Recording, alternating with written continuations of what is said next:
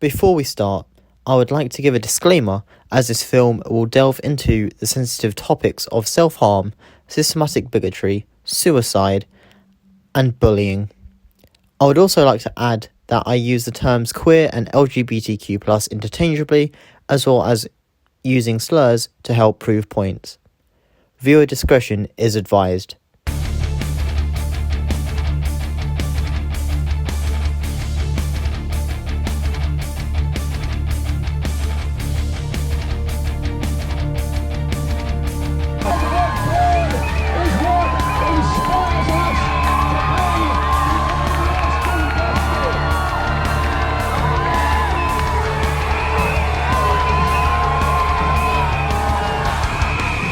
What is the purpose of a gay marriage bill?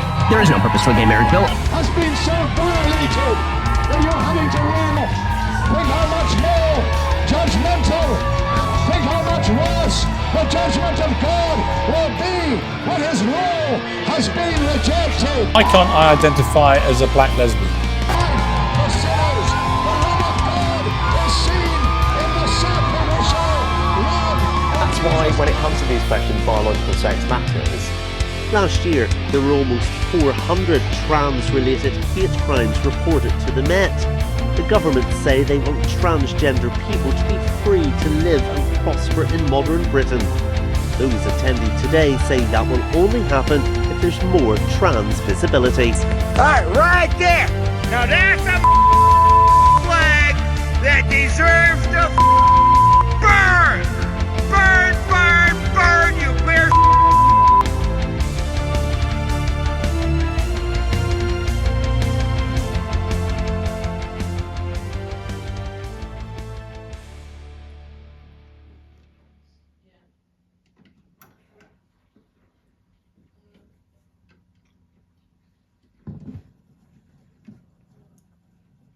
Each individual experience is unique, and that is the beauty of life. However, the queer community have a lot of shared experiences, both absolutely wonderful and terrifying. Some you may expect, and some you may not. So hopefully today you'll learn and get some insight on these experiences and learn something new.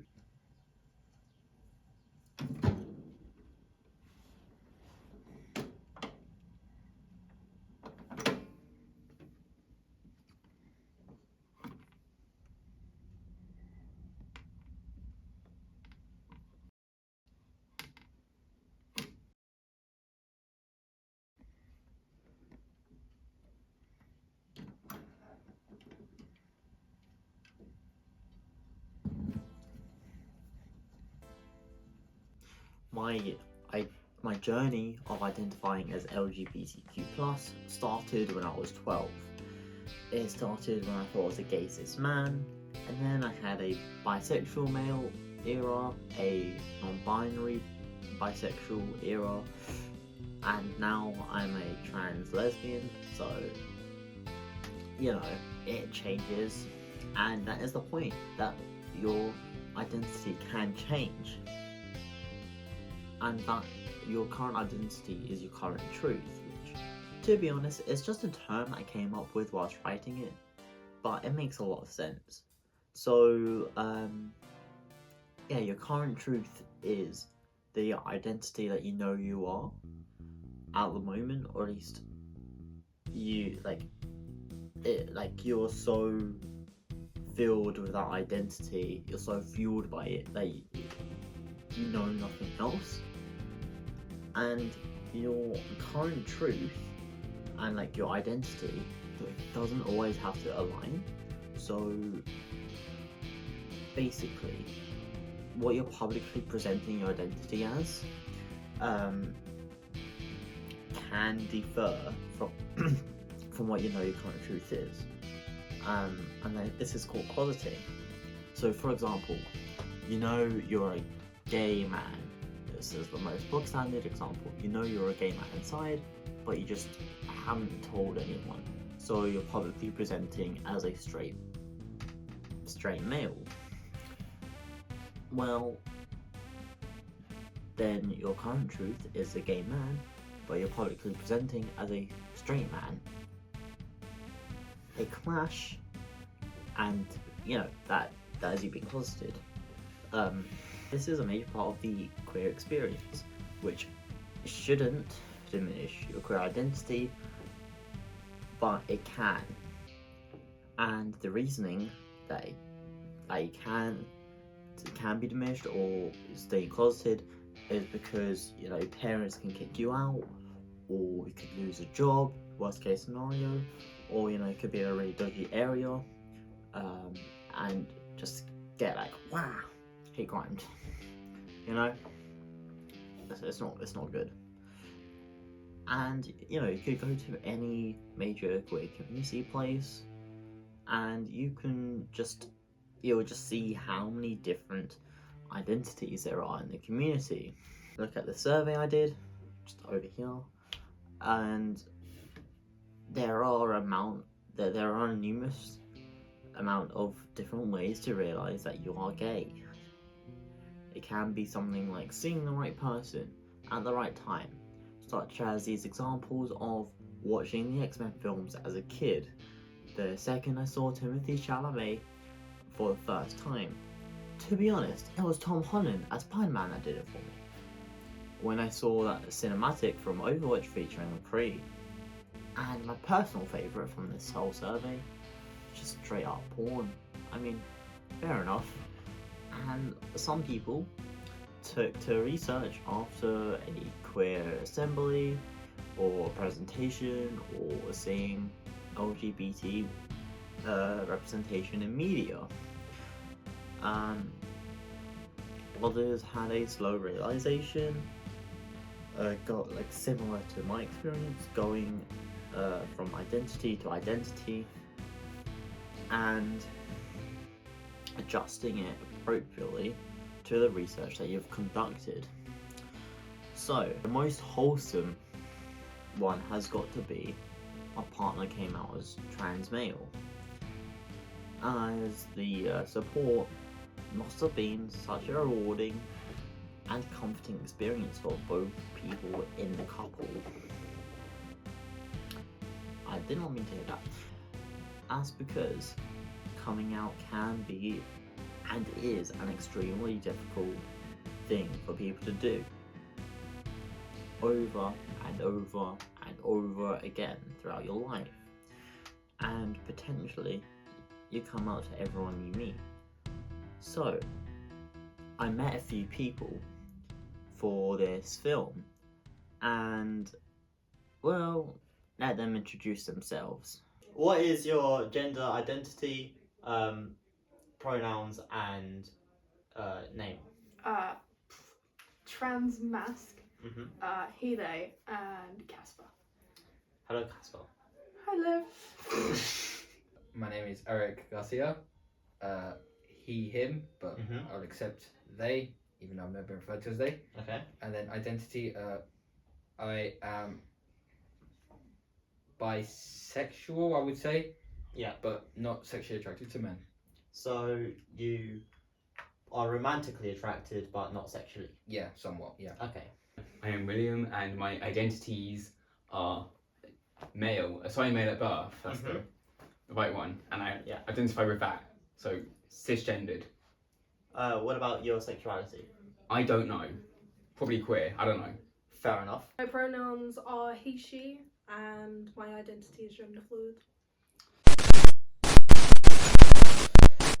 Editing Liv here. I basically forgot to ask Alex their name during the interview because they were the first person that I interviewed. So yeah. But yeah, they're Alex, they're my lovely partner, and that's basically it. Back to the film. Okay, so yeah, you'll be coming out over and over and over again throughout your life, and it just comes down to who you meet and the confidence you have in who you are, you know, the safety in the situation for being a queer person, or taking it to your advantage. So simply not coming out can be to your advantage to getting a job, which we'll get to later. And every queer person will encounter a negative response from coming out at least once. From a hate crime, to a backhanded comment, to homophobia, or even just an initial reluctance. Yet, not every one of us will experience a positive reaction.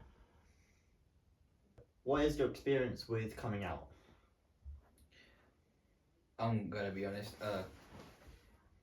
I always had a small feeling, like I always questioned it, but I've never had any proper experiences. I just thought a bunch of like men, like celebrities, looked attractive.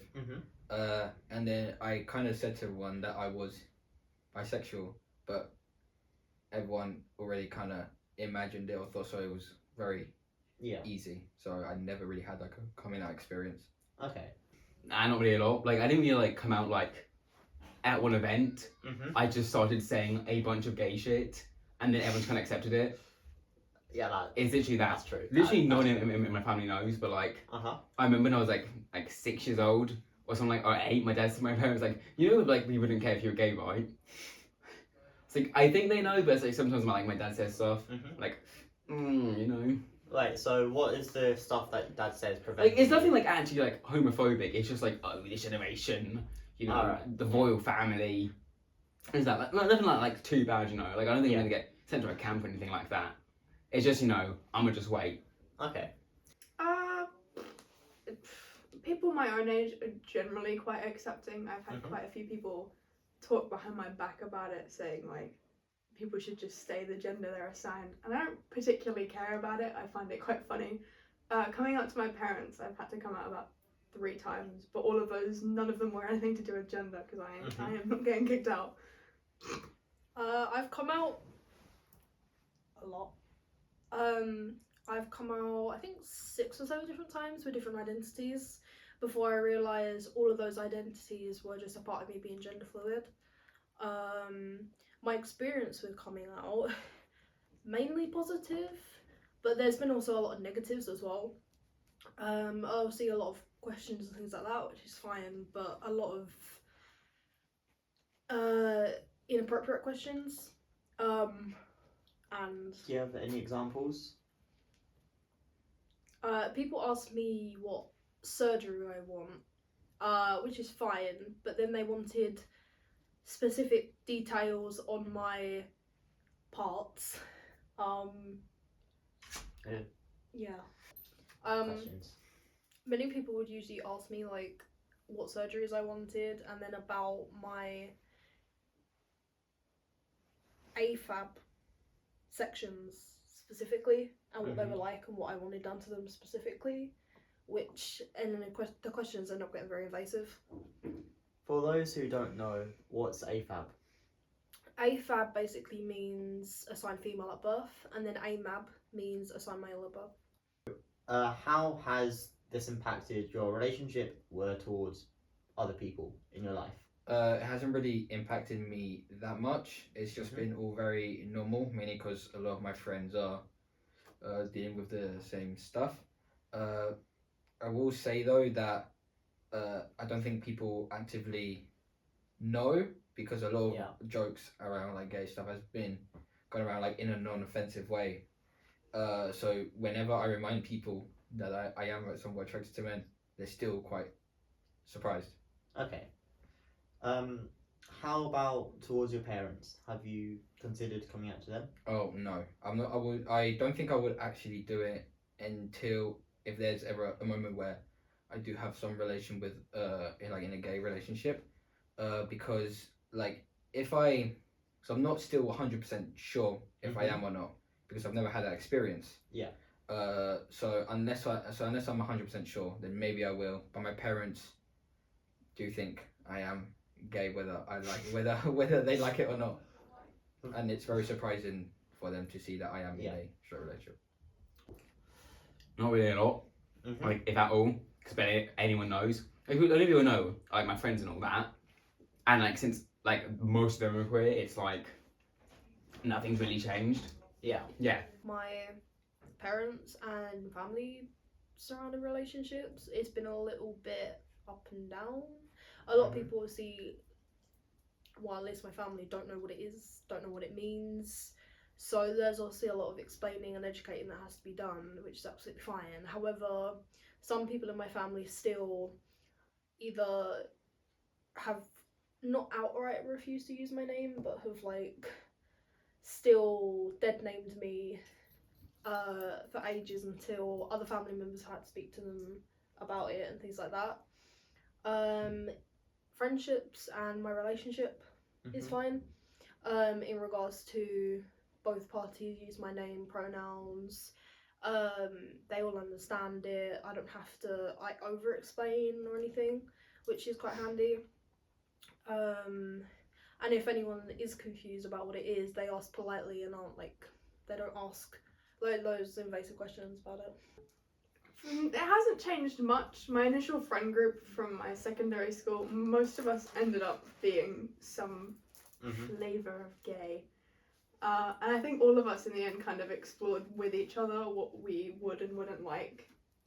We spoke about it quite a lot, we were pretty open about it, so it hasn't impacted much, to be fair.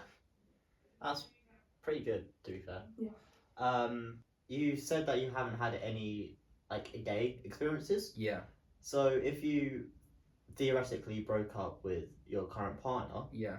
would you pursue that experience, or would you still go for a straight experience? Well, I would go for a straight experience because I'm more attracted, like much more to women than I am to men.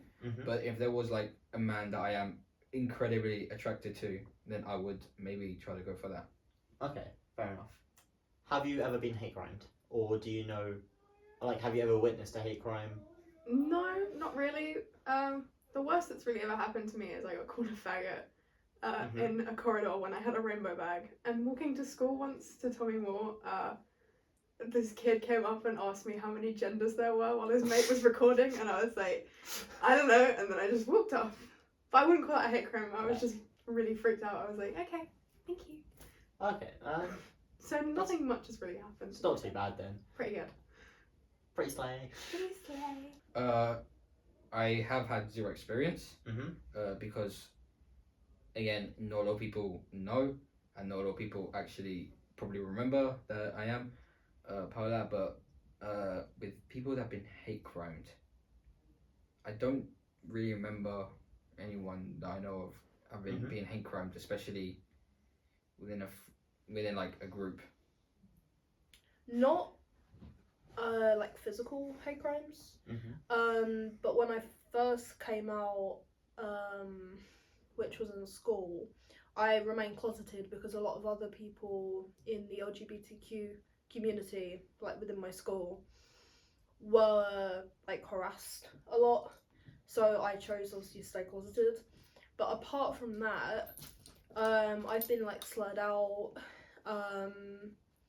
and you know, people make gross jokes or, you know, things like that, just hateful comments, you know.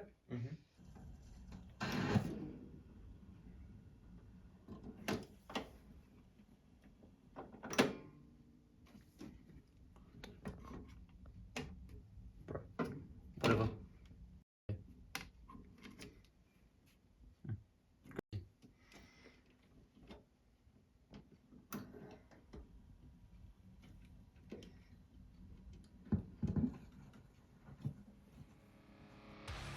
There are some things in the UK where you just have to come out for, such as medically transitioning. But the NHS has a broken system, explored in depth in Philosophy Tube's video. I emailed my doctor 133 times the crisis in the British healthcare system. As a result of this system, people are dying, choosing to kill themselves as it's the easiest option for reaching comfort in your own body. As you can't feel the pain of dysphoria if you're just not alive. For those who don't know, Gender dysphoria is a medical diagnosis we require to officially receive gender affirming care. The same gender affirming care that cis people can receive over the counter without a diagnosis. If a cis person wants estrogen for menopause, that's fine. But if a trans person wants estrogen for transitioning, well, you've got to fight. The wait times through the NHS for an initial referral is about half a decade at the time of writing. And this could easily increase as there's an outage of patient record system in the patient record system, and there's the Tory government. Enough said, to be honest. And that's assuming your GP doesn't just deny you a referral in the first place to the gender identity clinic. In fact, you could get denied even before your GP. Everyone knows this scenario, waking up at 8 AM to rush to your phone to, call your GP because for whatever reason you need it, and then you just get put on hold for an hour, couple hours, and then you just have to suffer through that, and then you finally get through to the receptionist of your local GP, and they're just like, please give me a short description, blah blah blah blah blah. If they don't like what you're saying, if they don't like transness, they can just be like, no, just straight up, because it's not important enough for going through to an appointment. Oh, and if you need to change GP or gender identity clinic, once you get the referral, you have to restart the process. You have to restart your waiting time. You have to restart the waiting list. So, if you go to uni, you have to restart it. If you have to move house for work, you have to restart it. And it's a mess. It's a mess. And this is costing people their lives. If you're lucky enough to get an appointment, you may have to wait years again for a follow-up, and you may need this follow-up just to get the gender affirming care of either HRT or surgery. The NHS has this 18-week guideline that isn't a guideline, it's a right. Yet, due to the broken system, due to not following an informed consent system, it is quite simply ignored as if it isn't there in the first place. And if you want to go private, be sure to have a few grand lying about, because you can pretty much only pay for your healthcare with a god-awful amount of waiting time and a massive toll on your mental health, or paying a god-awful amount of money and maybe not being able to afford heating or food or those basic necessities. Do you think it's worth waiting for the NHS gender identity clinic, or is it more optimal to go private? I think it really depends, because I would call it life-saving care because it does save people's lives. So if you really can't afford it, I'd say it is worth the wait if you need it. Whereas, because for me, I'm not really worried about getting surgeries. So if I really, really felt like I needed it, I could save up the money and go private. But I'm not all that worried about doing it. So I think it really just depends on who you are and how much you need it. I think that's a little bit of a difficult question just to answer on its own, because having parents that both work for the NHS, I know how backed up it is and how underfunded everything is. at least the staff that I'm aware of in the sectors that both my parents work in, both of them try really hard to treat people and to get to everyone as fast as they can. And because the NHS is so underfunded and because they're understaffed as well, the government doesn't do anything about that, which isn't the NHS's fault initially.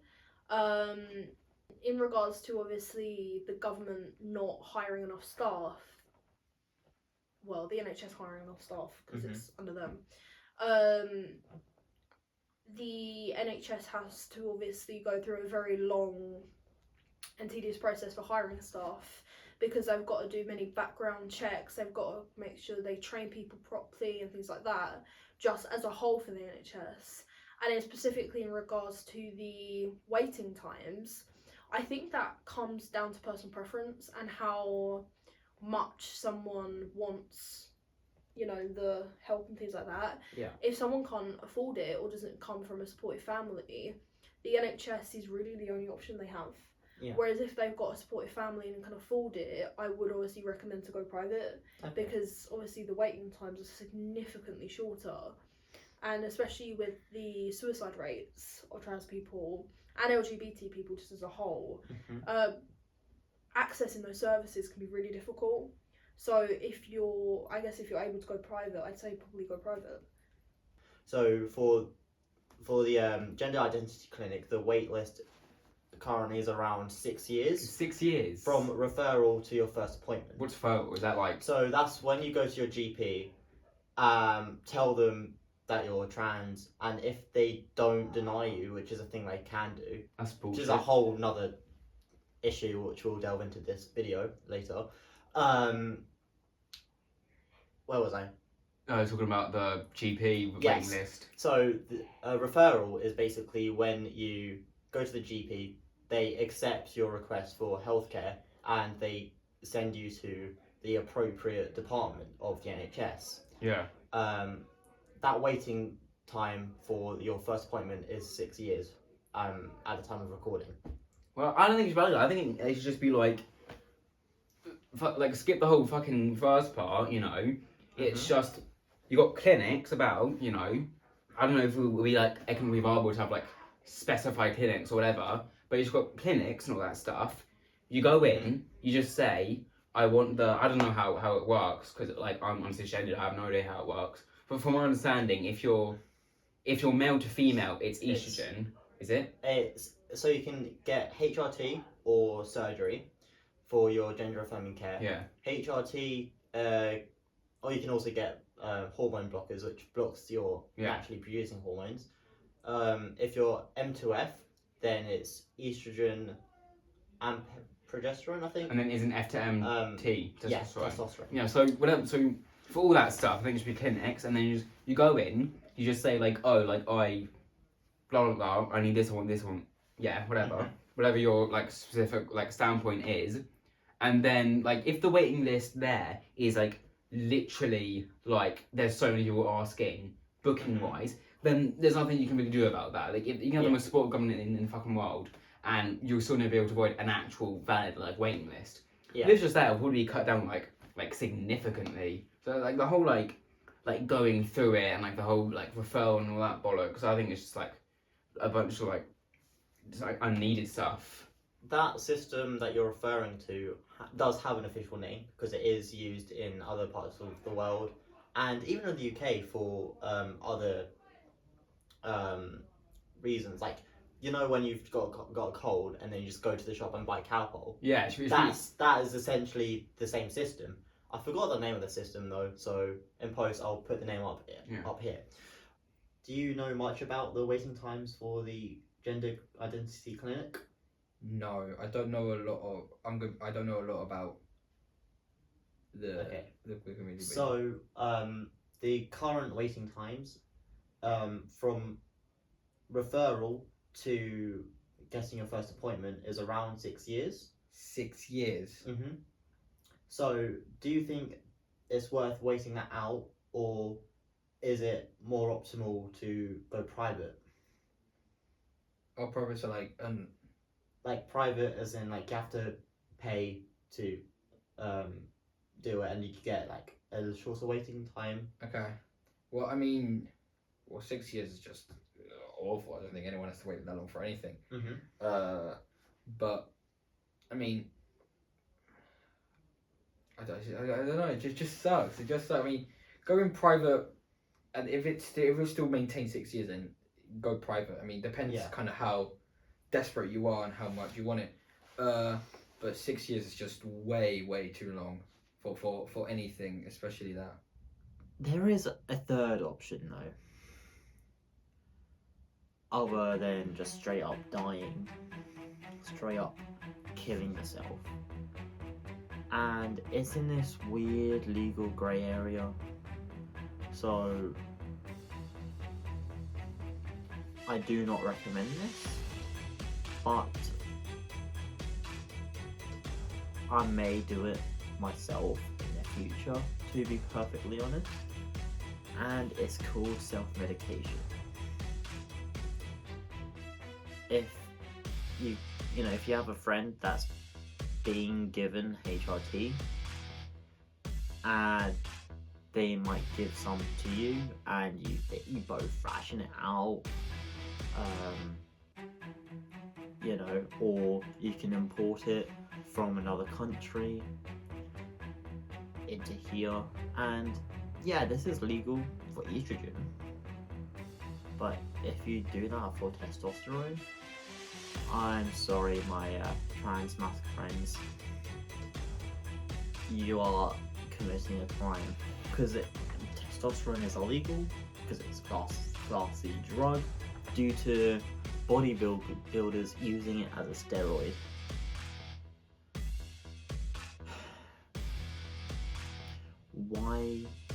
Why do we have to resort to these grey area measures? Why do we have to resort to waiting it out for years, or paying a god-awful amount of money, like thousands of pounds, just for life-saving care?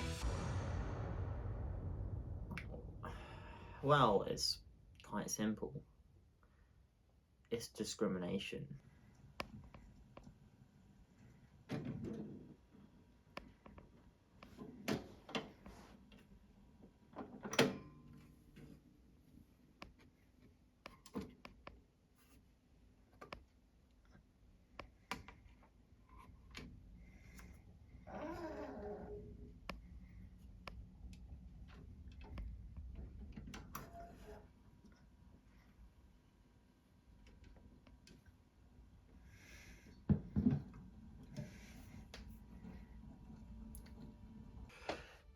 The majority of those who did my survey noticed discrimination in both the school and work environments, as well as other environments you encounter in everyday life. The slurs of faggot and tranny being thrown around by cis-het people like it's nothing. Smaller microaggressions such as using the wrong pronouns on purpose being made towards a community from day to day. These verbal actions, though, are just only the start of it. Many people reported being harassed and bullied. A couple even reported having knives pulled up on them due to their gender and sexuality. And if you think these are one-off experiences, then, well, these are often daily, and both on and offline. This isn't even mentioning the systematic discrimination to get into these environments in the first place. In a work report released by Stonewall in 2018, there are some shocking figures. 35% of LGBT people who were surveyed were worried about not getting a job due to their gender and sexual orientation not being normal, with 18% just being outright discriminated against when looking for a job. There are stories of people reaching the interview stage through a good CV, but due to their legal documents not featuring their chosen name that they put onto their CV, they just don't get the job. They can't. And that upsets me. I'll be honest, that upsets me. And due to this, many LGBT people just don't tell their employees and employers that they are queer. 1 in 5 people aren't out about their sexuality. Bisexual people are nearly double that, with 38% not saying a word about it. In terms of gender, 26% of trans people aren't out, with 37% of non-binary people being closeted. Editing Liv here.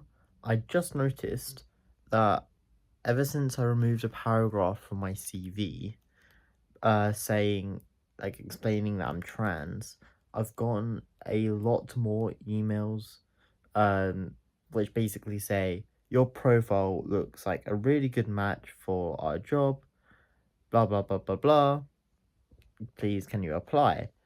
And that just basically adds to the point about the jobs and stuff in the workplace. Bye.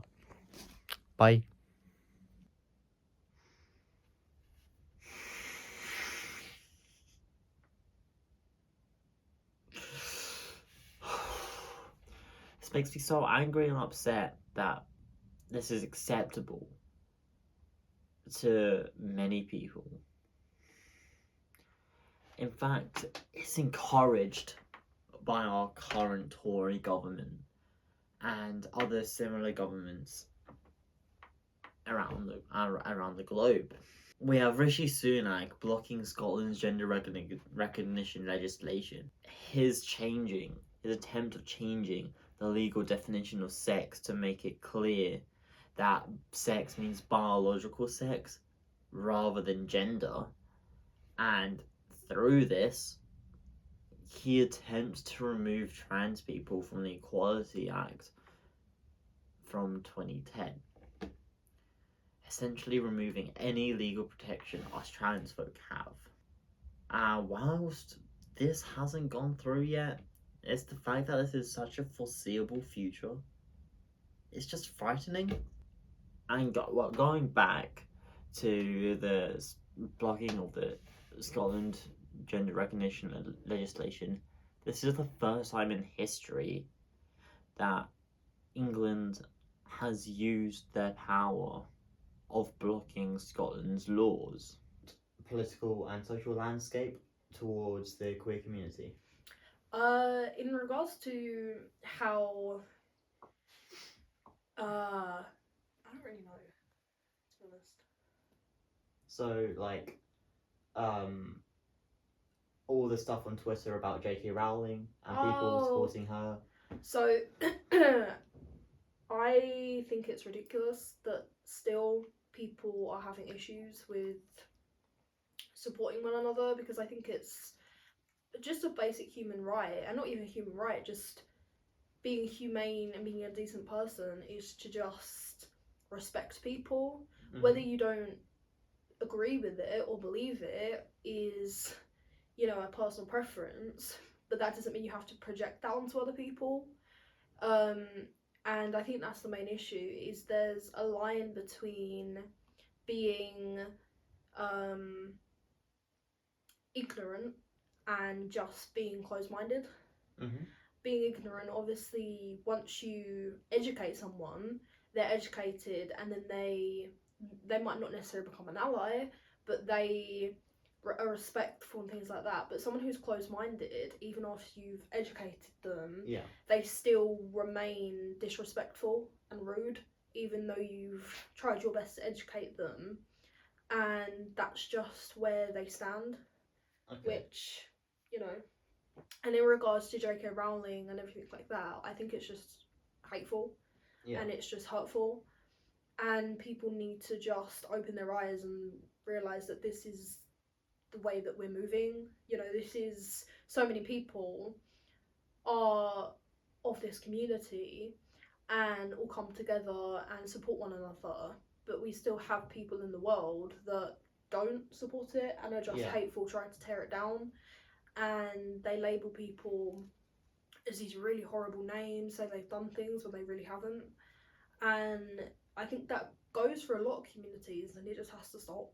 Well, I like that a lot of governments around the world are helping, especially, well, I know, if I remember correctly, because I'm not really good at remembering, like Spain has done like some helping some transgender stuff, but I can't really remember. Spain has there's like this poll that's taken every year of Europe and Spain of like what's the best places for LGBT people to live in. And Spain is one of the highest ranked countries for the current for the latest one that happened.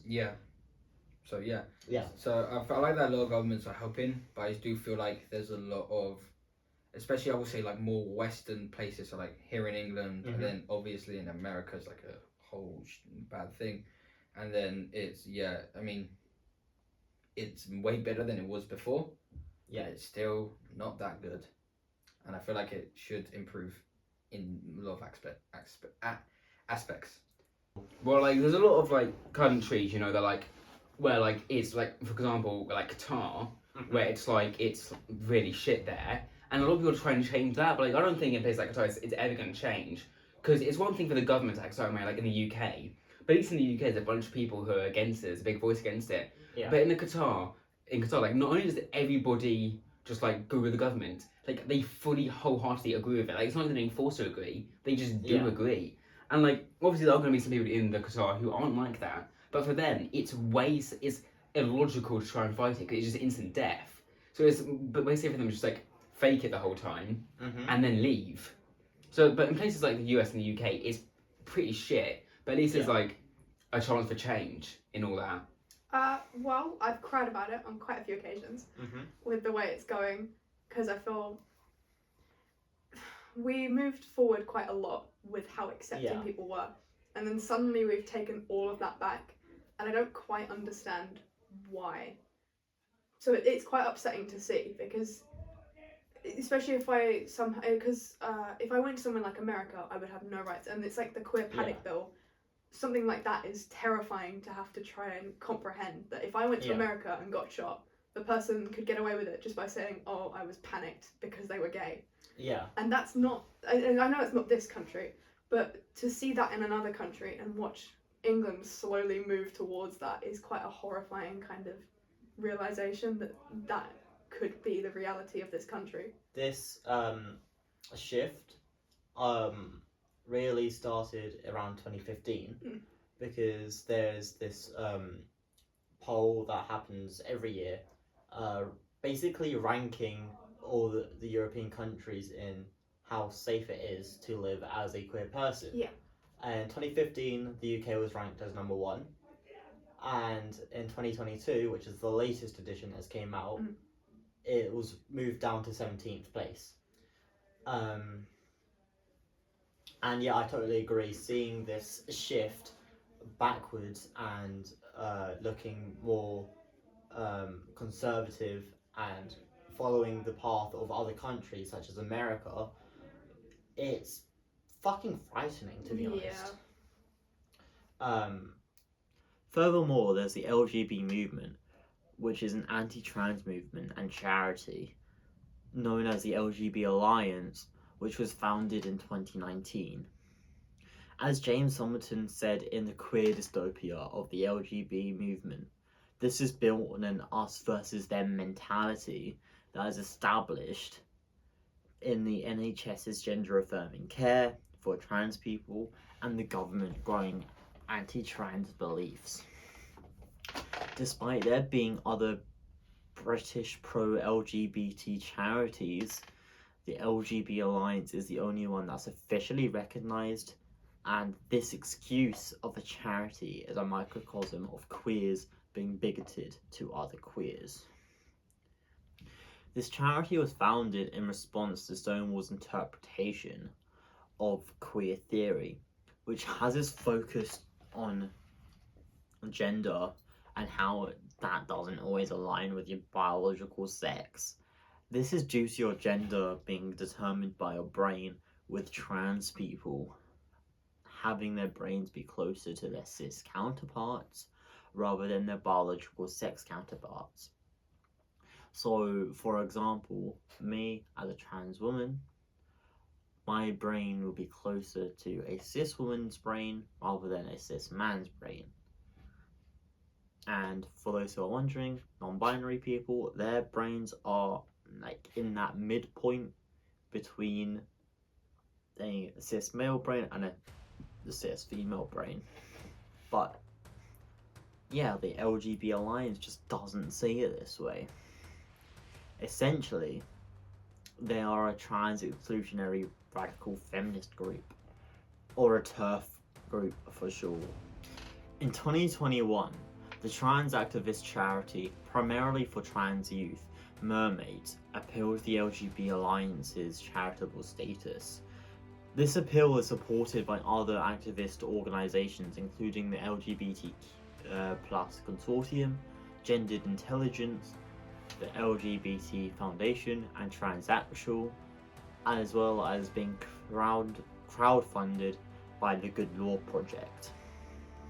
And in 2022, this all came ahead in court during a cross-examination of one of the LGBT Alliance's founders, Kate Harris, and they stated many inherently transphobic statements, such as, "We will not have any man with a penis tell us he is a lesbian because he feels he is," followed by, "A lesbian is attracted to another biological woman." This implies that in order to be a lesbian, you have to be a cis woman. And it's further backed up by her statement of, "People like us and J.K. Rowling and thousands of others have been called anti-trans for the simple reason that we say biology is real and that there are two sexes." Because her charity was created to protect kids from a dangerous and confusing gender identity ideology.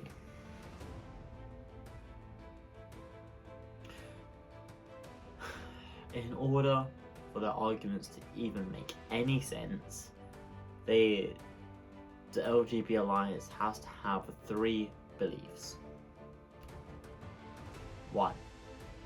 A trans woman who passes as a cis woman, such as Yasmin Finney, who is in Heartstopper and will go on to be in Doctor Who, is still a man due to her genitalia, and therefore is just out to invade women's spaces.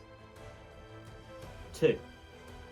A trans man is just a woman who wants all the benefits of male privilege, which already is contradicting the first belief, as they can't both support and denounce everyone having all the rights of a cis-het white male simultaneously.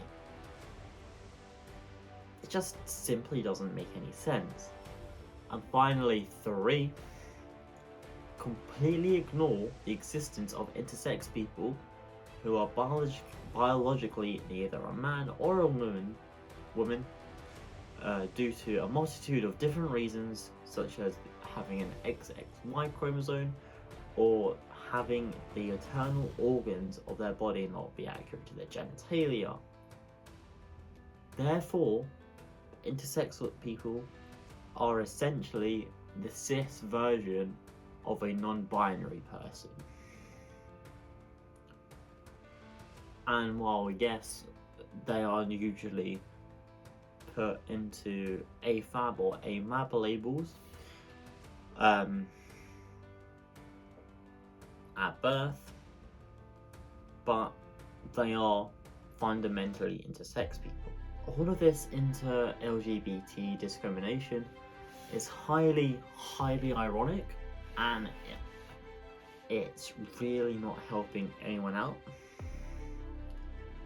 As Sylvia Rivera and Marsha P. Johnson were 2 leading people in the Stonewall riots for the LGBT rights, and they were trans people.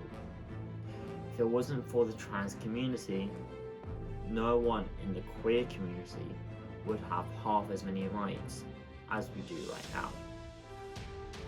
So, all of this leads me to ask, does being LGBT cause having a deteriorating mental health?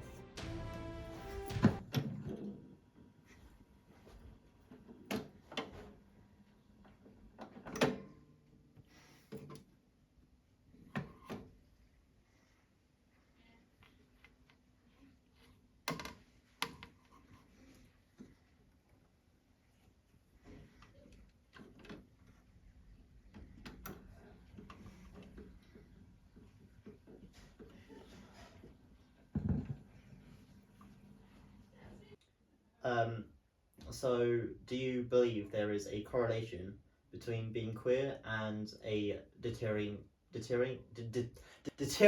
mental health? Yes, but no. Okay. Because I feel like there's a lot of, like, I will say that from what I've seen, I don't know if this is stereotyping a lot.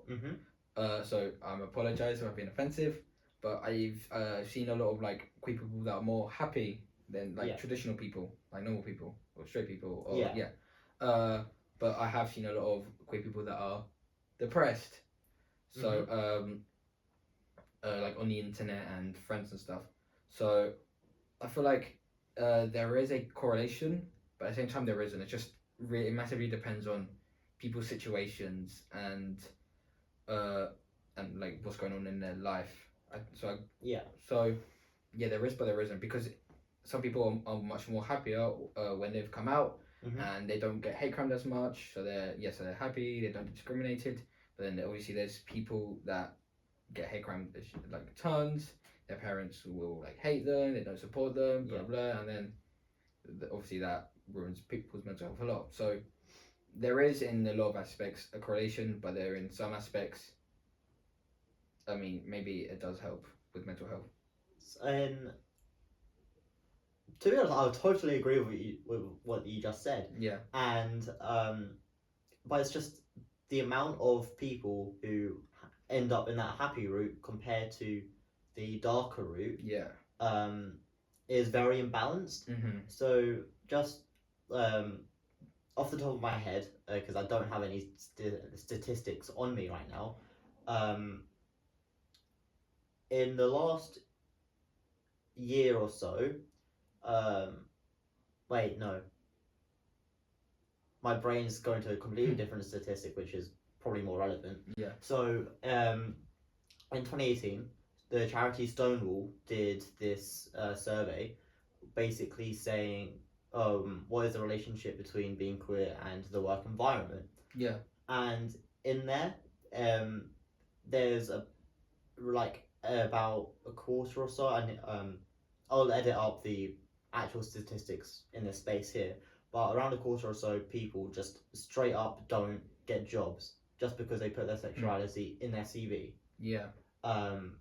So obviously that would lead to a lower quality of life and therefore depression and stuff. But if people get jobs which embrace the queer community, such as being a drag artist, then it can lead to that stronger mental health that you talked about. So I totally agree, and I believe that there is just a imbalance of people going down the dark path compared to the brighter path.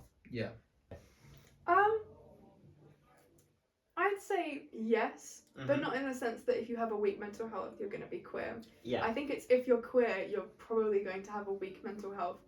And not even because that's just the way you're predispositioned. I think it's more because the way people treat you and look at you differently has a massive impact. Like the way, so my parents aren't particularly supportive of it, and sometimes I'll just bring it up because one of their initial comments was, "You've never brought it up before," so I was like, okay, I'll try and integrate it into your life to make you a bit more comfortable when I do bring it up. And the look that I get, it's not nice. And it does impact me and how I think about them. So I think, yeah, it can affect your mental health quite a lot. I think there is, and I have a couple reasons for that. I think the first reason is obviously with everything that is going round and being in a community that is as a whole kind of looked a little bit down upon. People hear queer and they're just like, you know, I think obviously will have a negative impact on mental health. I mean, even in school when I was younger, people used to use gay and things like that as obviously an insult. And if you grow up that way, looking at being gay or trans or whatever as a negative, and you come out to yourself like that, you might think, oh, what's wrong with me? Things like that, because of the opinions other people projected onto you before you've really learned about it yourself. And I think that can have a negative impact. In regards to as a whole, I think, yeah, probably. Because obviously just the way society looks at those sort of things, I think, yeah, it can have a little bit of a negative impact on somebody. Oh yeah, well definitely, you know, because like if you're like growing up in like a standpoint where like it's like not like if you're going to like a conservative house or something like that, then definitely it's gonna have an effect on it. It's kind of like any like major part of your identity is gonna have effects on like your mental health, like queerness being like one of them, you know, because you might not feel like you fit in, you might not feel like you're like everybody else, and that could like massively affect you. Like as a person, like, I've never really experienced that like that much, if like at all, which I'm like very very lucky about. Because like my plan for like coming up to my parents and shit like that is just like I do it when like I moved away and I still have like a phone call or something. And it's like all like okay, and I don't want to be like something dance about it. You know what I mean? Yeah. To establish a baseline for this relationship, let's just ignore the queer perspective for a second. Due to a registration delay for the death registration, half of the following statistics occurred in the previous year. However, due to this being a reoccurring fact for every year's report for the death statistics, it works out to being a good, accurate report for a 12-month period. So, in 2022, the Office for National Statistics reported that in 2021, across England and Wales, there were 5,583 suicides, which is an average rate of 10.7 deaths per 100,000 people. Furthermore, in 2021, their report for 2020 was very similar, with a rate of 5,224 people dying from suicide, or 10 in 100,000 people. However, since the rates that I could find for LGBTQ people were primarily just in the youth, I'll narrow it down just to those people for a more accurate comparison. But before we do that, let's establish how many people are LGBT according to the Office of National Statistics. So, 9.61% or 436,000 people between 16 and 34 are LGBT+, so anyone that is in a queer sexuality, whereas 1% or 63,000 of 16 to 24 year olds are trans. Expanding this to a full population look, this shows that there are 262,000 trans people and 1.5 million LGBT+ people. Now, it is also important to keep in mind that you can have a queer sexuality and also be trans, so there is a bit of overlap there, but you know, this is the best statistics we are going to get. It's also important to state that no one under 16 answered these questions on the census, as well as this question was optional, unlike the rest of the census. So some queer people may have not answered it, but again, this is the best and most accurate statistic we are able to get. So, in November 2021, the LGBTQ+ youth charity, Just Like Us, released a survey's results on people aged 11 to 18. This revealed a third of queer people have self-harmed compared to the cishet counterpart of only having 9% of people. 68% of LGBTQ+ people have experienced suicidal thoughts compared to just 29% of non-LGBT people. And focusing on just trans people for a sec, it's up to 77%. Over 3/4 of trans youth have wanted to kill ourselves, myself included. And that is not counting those who are successful because they were dead. They were fucking dead they couldn't do the survey because they went through with it and they were successful.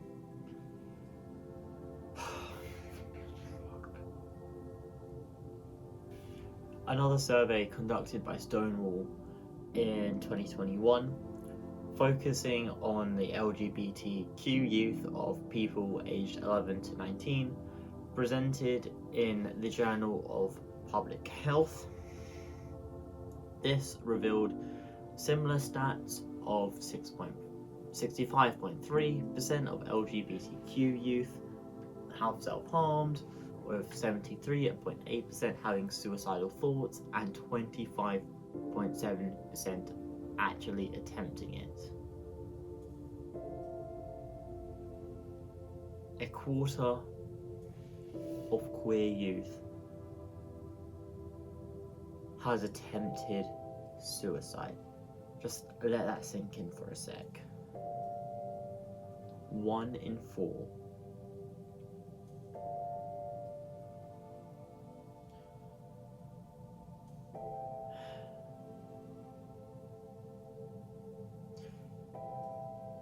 In a meta-analysis of adult LGB suicide rates released in 2016, they found up to 20% of people have attempted it. So this tells us that you're not as likely to do it the older you get, because people fucking grow up and just become more respectful, and therefore you don't feel the need to end it all.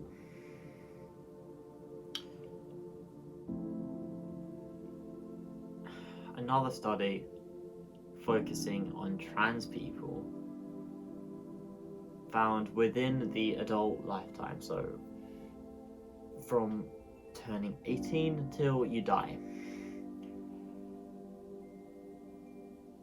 have found that 84% of trans people have had suicidal thoughts at some point,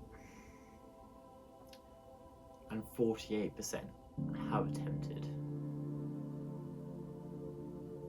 Basically half of trans people have attempted suicide.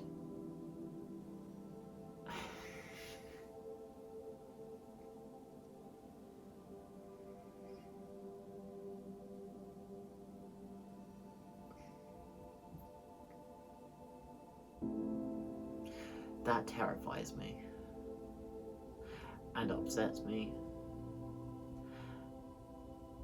and I'm scared. I'm scared.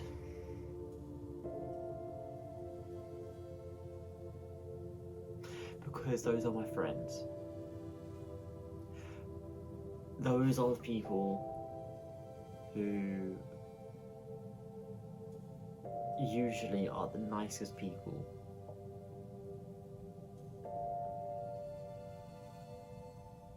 Yet, they don't see that. They don't see their self-worth. They just see all the hatred.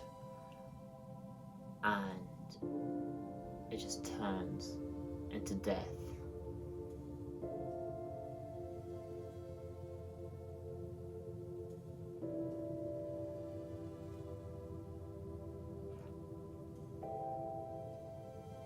And these surveys, all of these surveys, are forgetting those who actually did die. Because, quite simply, how can you do the survey if you're dead? If you fucking went through with it.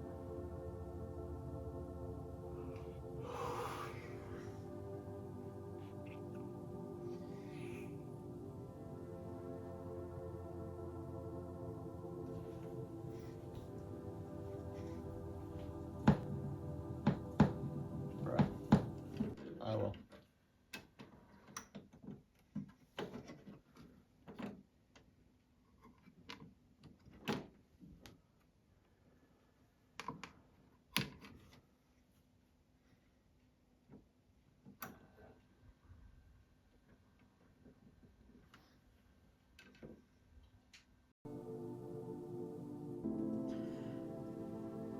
There's a dystopian lack of queer safe spaces across the UK, and whatever ones that do exist are often places which encourages drinking. Now, obviously, a lot of queer safe spaces just don't exist because they would lose money, because they're making it exclusive to a niche market. So they just don't exist, especially if they don't include drinking culture. But there is a market for it, and I don't know why people haven't taken advantage of it. I see online a lot of the time, and with conversations I've had with friends in the past, just wondering and asking why we haven't gotten, something like a queer cat cafe. Something as simple as that. Or just one cinema screen in a massive Odeon or View or Cineworld where it's just showing queer films all day, because those large cinemas always have repeat showings of old films going on. Like, for example, I watched The Godfather in the cinema for the 50th anniversary, so if they had things like that for queer films, that, or like films that have a massive impact on the queer community, just something that doesn't include drinking. So, with that being said, the government, one of the new laws that the government has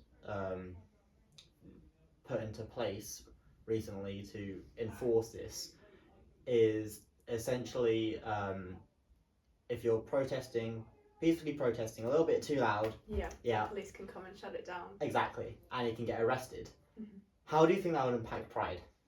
I think that will massively impact Pride, because police forces in their own right have jurisdiction over an area, and they don't really have to answer to anyone for that. So if one officer decides, I want to shut this down, it's kind of general note that other police officers will join them just to back that movement for solidarity, because if you all split apart, you lose a police force. But if that does happen, you're probably going to end up having a lot of riots on your hands, much like Stonewall, and it doesn't look good with the way that it's all going, because if someone decides, why am I going to let this happen, and then they decide to start a riot, a lot of horrible things are going to happen in a very short amount of time. I think that those who are protesting on either side deserve to be able to speak their truth and be able to say what they want. It's freedom of speech at the end of the day. However, those who are getting arrested for speaking their own truth and for having freedom of speech, it's in a way detesting against human rights, because obviously we have a right as humans to speak what we believe, and it's a democracy at the end of the day. That's what it is. And if the police are arresting people for peacefully protesting, even if it's louder, I think that's, well, ruining what a democracy is at the end of the day. I think it'll be a bit of an issue, especially in June and all that. But I think that for one, them going against that, especially if it's public, there'll be a massive backlash to it. I don't think that's something that they want. So I think that for some reason they might not do it, and also because if you look at the political stats that are going on, a bunch of people are now voting Labour and it's not Conservative. So I think that in the next election, the Conservatives are going to get thrown out, and then with that, a lot of change is going to come. Because Keir Starmer, the leader of the political party, he's gay. I'm pretty sure. So that is he? I don't know. I think he is. I think I heard it in an interview. I can't vouch 100%, but Keir's been a big defender of the LGBT. But I don't think I did hear something about him that transfer from Scotland a few months back. Oh, the one that Rishi Sunak blocked. Yeah, I think that Keir Starmer also blocked it. I'm not sure though. I have to I can't say that 100%, but I heard something about that. In post, I will double check that, and if it's correct, I'll put the article here. Yeah, if not, I'm there's no article. not sure though. But yeah, so I think that if the other parties come in, I think it'd be a lot safer. But for the time being, I think it's uncertain to say. Essentially arrest you. That is stupid. What is your views on that, and do you think that would affect Pride? That will affect Pride a lot, and I think that is just utter stupid, because you're basically taking away someone's freedom of speech, and it's stupid. My cynical ass is telling me that gay bars and clubs are profiting from the alcoholism. And obviously, they do need to profit off it for them to exist, but they profit off alcoholism a lot more than your average bar or pub where anyone can go in, because according to the Alcohol Rehab Guide, up to 25% of the community have at least a moderate dependency on the drug. For reference, the general population has 5 to 10% people dependent on alcohol. The reason for this is queer people try to use alcohol to self-medicate and take the edge off rough days caused by hate crimes, by the discrimination, by low self-worth, alleviate depression and anxieties caused by everything discussed in this video previously. Yet, at least in the long term, this makes the symptoms worse and creates a scenario where people are stuck in this feedback loop. They get more depressed from the alcohol, so they drink it. So then, to alleviate that, and then the alcohol makes them even more depressed, go on and go forth, and you're just stuck in this negative feedback loop. And they're stuck into it until someone tells them to sort their shit out, or they realise that they are basically ruining everyone else's lives or their life, and they sort their shit out. This is, for other sub bases in the community, it's higher.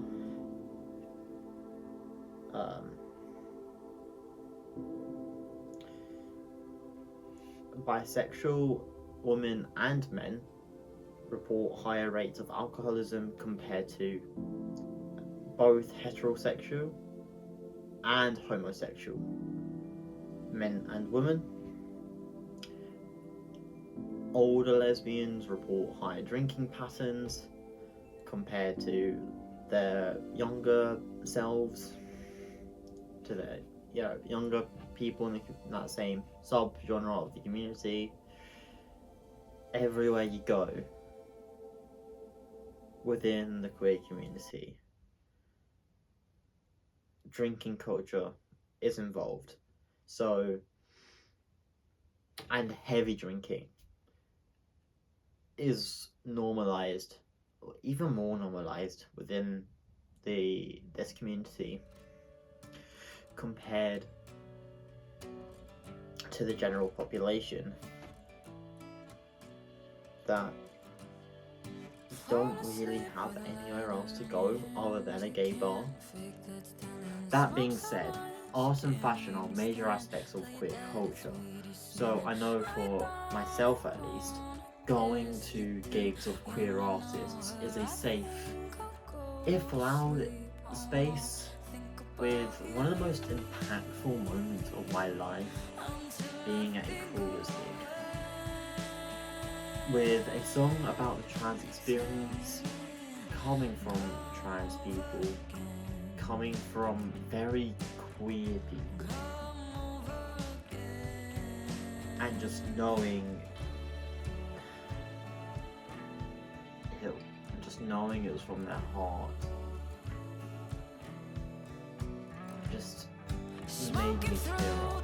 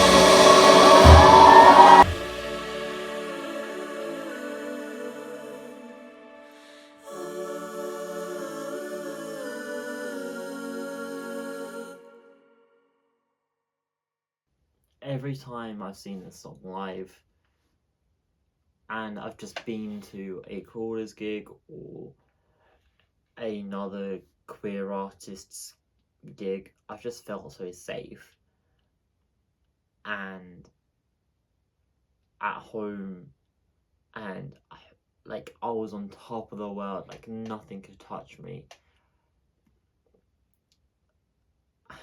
And well,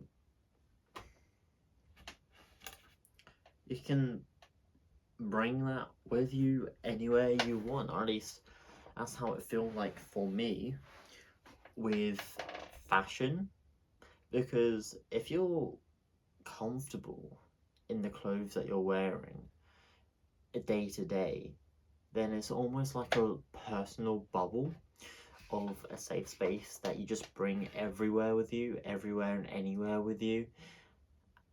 And if you suffer with dysphoria or body dysmorphia, then the right clothes can bring you that euphoria. It can bring that comfort back. It can make you feel like yourself. And personally, my fashion is what powers me through the day, helping me feel a little bit more comfort in even the most uncomfortable of situations and days. So naturally I asked, what is your relationship with your identity and expressing that through art and fashion? My relationship with my identity, I don't know, it changes a lot, to be fair. There's a lot of crises where I'm like, I don't really know what I am. So I kind of just, in terms of fashion, I have a lot of clothes, and mostly it's turtlenecks, because I'm quite happy with how my arms look. So for the most part, I just wear turtlenecks, to be fair, and that's kind of how I express happily. And then on the days where I'm feeling kind of gross, I do have a binder, so I'll wear that. Okay. And I have like long sleeve turtlenecks to try and hide things. So to be fair, fashion, the more long sleeved generally is the more dysphoric the day is, to be fair. So essentially your fashion is, it is more covered up the more dysphoric you are. Yeah. So your fashion isn't, does any styles of fashion come into that, or is it quite just baggy clothes, whatever you think is cool? Because as much as turtlenecks are quite tight fitting, the longer they are, generally the more baggy they are, and a hoodie over the top of that is quite nice because it hides your neck and everything. So yeah, basically just baggy clothes, especially like cargo pants. I wear them all the time, and they're really good for that. So to start with art, I've done a couple pieces of art where I've expressed my dysphoria at certain times through typography and figurative art. And as for the way that I project my femininity, my masculinity, each day it can change. So for example, if I'm having a masculine day, I might choose to wear a binder, like men's clothes, do my hair more masculine, things like that. And if I'm having a feminine day, I might wear makeup, I might decide to put on a skirt and things like that. Cool. Fashion. Well, I mean, I don't really express. I just dress like how I want to dress, and I don't really express myself because I just don't really feel like I have the need to, or like I like when people do it, it's cool. Yeah. I don't know much about fashion, but like a lot of people when they express stuff, I think it's cool. It's really dope. But I don't do it because I've never felt like I've had to, so I just don't. I just dress normally, regularly. Yeah. I'm like a lot of my like a lot of the way I express myself and stuff like that. It's not like inherently rooted in queer culture. It's more so like the stuff I like for like grunge and punk and stuff like that. Yeah. Like it's not inherently rooted in queer culture, but a lot of queer culture is rooted in it. Yeah. You get what I mean? Yeah. So a little bit, I guess, you know, like I like writing songs and stuff about like political stuff. So I guess that kind of ish. Yeah. That obviously depends on the political content of the song itself. Oh yeah, a lot of it's very like like left wing, like about the government and stuff like that. Despite how depressing and dystopian life has become, we can still fantasize and hope about solutions and hope that they work.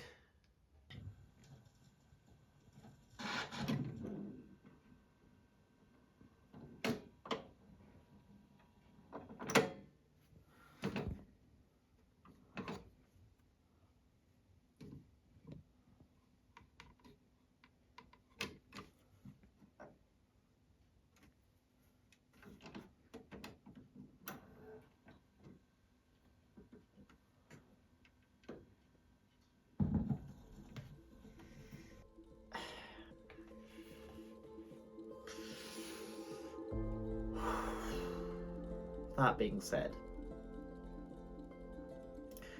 despite how depressing and dystopian life has become, we can still fantasize about solutions and hope they work.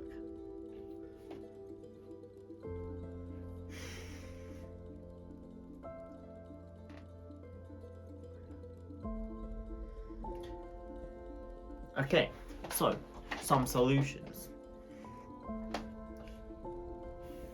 Firstly, getting an informed consent system for the NHS's gender affirming care would not only cost the NHS a significant amount less than their current system, it would also get people through the waiting list a lot faster, and, well, less people will die waiting.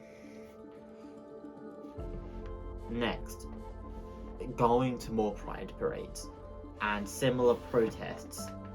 Despite the new law that the government have put in place, which essentially means that if you're saying something a little bit too loud near a police officer that doesn't really like it, you could get arrested. It makes no sense. But, you know, this is gonna affect Pride. So, fuck it. Let's go to Pride anyways. Show them who's boss. And similar parades. Similar protests. And, well, if people also just minded their goddamn business when it comes to the work environment, educational environment, you know, going out for shopping, those sort of environments, just your daily environments. People just mind their own goddamn business, then, you know, people wouldn't just get hate crimes on, wouldn't get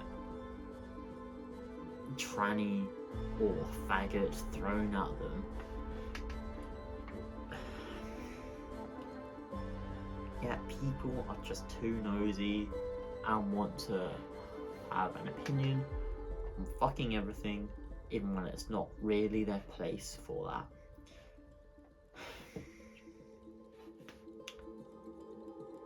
And for God's sake, introduce new places, new safe spaces that doesn't encourage drinking culture, or even go so far as to reject it, outright ban it. So places like a cat cafe or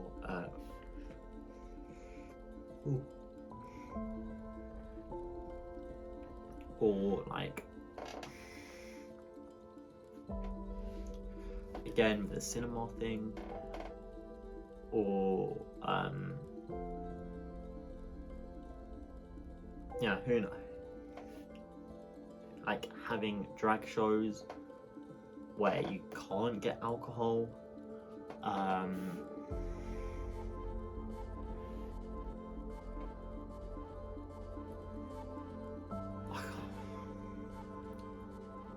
can't really think of anything else off the top of my head right now. but you know, some ideas, and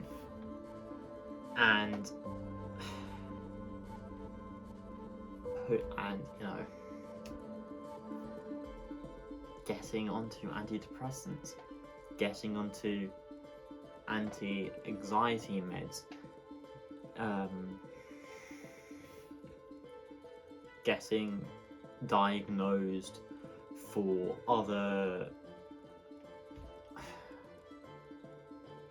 mental health, like mental disorders that co-occur with the LGBTQ community that I just haven't had time to get into in this video, such as being like neurodivergent. Getting those diagnoses can just help you out a lot. Obviously, that is something you need to go into a lot more research into, and I just haven't had the time to get into that today.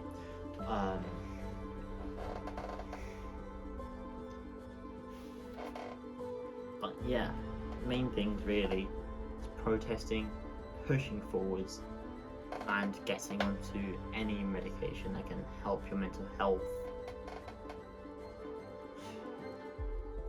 And if you do have the capacity to open up a new queer safe space business that doesn't encourage drinking, then open one up. But that's it really. And protests, at least in the UK, probably won't be allowed around for much longer, as they seem to be getting outlawed. Do you have any potential solutions to any of the issues that have been brought up? I mean, the only thing I could probably say off the top of my head is protest. Mm-hmm. But obviously, I know there's a lot of protests now, and from what I'm not really up to date with a lot of news around the queer world. Mm-hmm. So I don't know if the protests are wildly successful or not. But from what I've seen, they're not really. Well, they are successful, but there's a lot that aren't. Mm-hmm. So I honestly don't know, and I don't know the solutions except to just continue to protest and make it heard.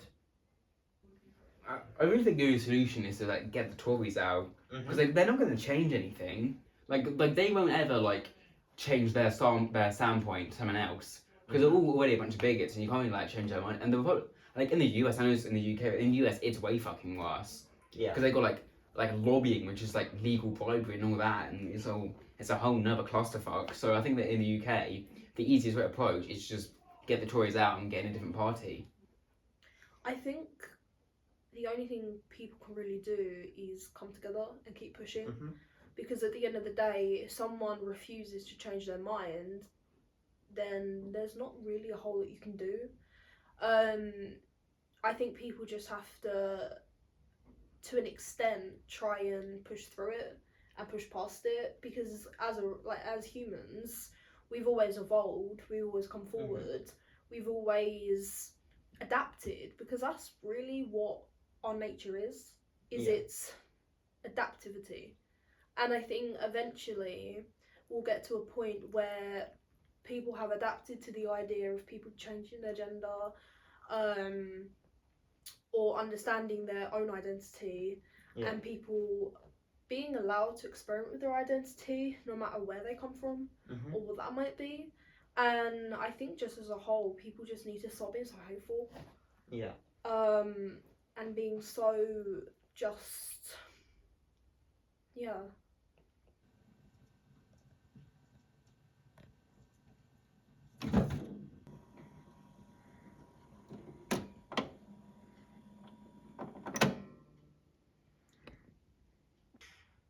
I would like to say a thank you for watching this until the end, and I want to say thank you to everyone that participated in the survey that I conducted, in everyone who supported me emotionally during this production, because to be honest, this was a very difficult thing for me to write, as it is quite upsetting and it is very personal. And it was also a very difficult thing to film.